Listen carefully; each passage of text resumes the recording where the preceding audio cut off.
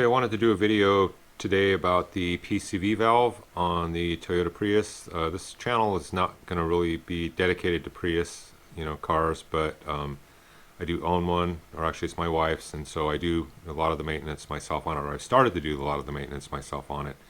And so there was an issue that came up recently that I had to deal with where basically the car was starting to use oil.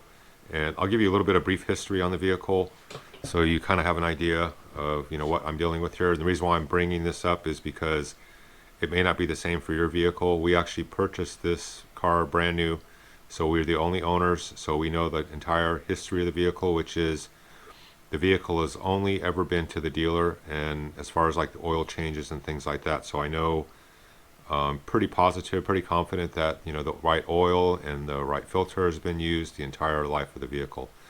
What I noticed is that at some point, maybe 20 to 30,000 miles ago, we've got about 165,000 on the vehicle now, and I noticed that it was starting to use oil getting close to the 10,000 mile mark.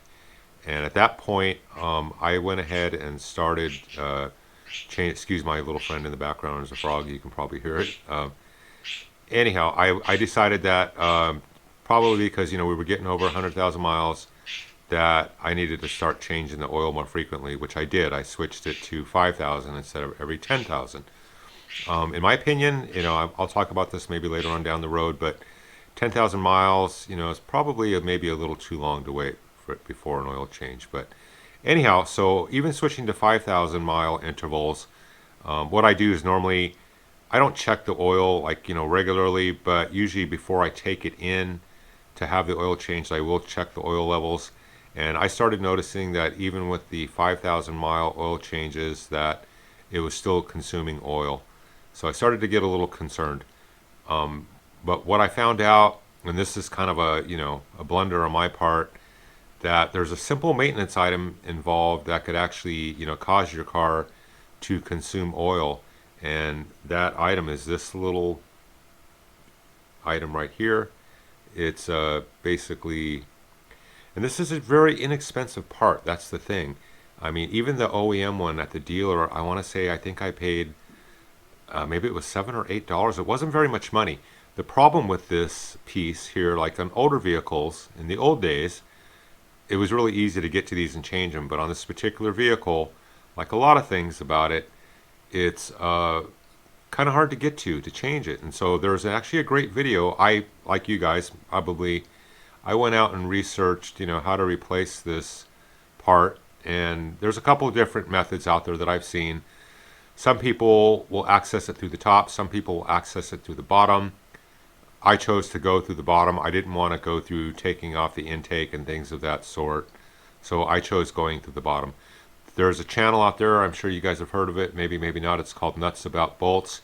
He does a very good video on how to access and remove this part. The only difference that I did compared to his video was I did not use a socket wrench. One of the things that he did was he unplugged the main hybrid harness cable, and that makes me a little bit nervous to do things like that. It's a pretty major harness, and so I'm a little paranoid about, causing a problem with that connection. So if I can get away with not removing that harness, then I'm going to do it, which is what I did. I decided I did not want to remove the harness, so I left it alone. Like I said, it's kind of in a precarious position. It's down below, so it's possible. I live in Washington State, so we get a lot of rain here, a lot of water. I didn't want any possibilities of rain, getting into that connection at that harness. So maybe that's being a little overcautious, I don't know, but I just preferred not to do it. So what I found out, though, bottom line is, what I found out is that you can actually access it with an end wrench, and if you have a ratcheting end wrench, that's even better, because the problem with not removing the harness is you're not going to get a lot of throw. But it was worth it for me to be patient and just make slow movements and get the valve out of there and replace it.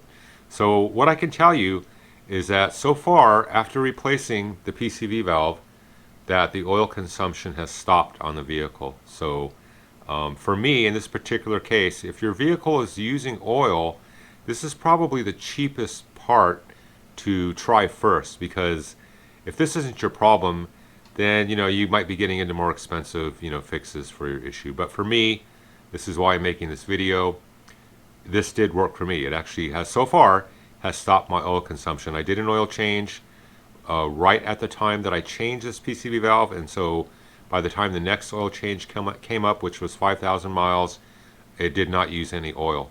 So hopefully this works for you guys too, because I mean, a lot of people would think, oh no, my engine is shot.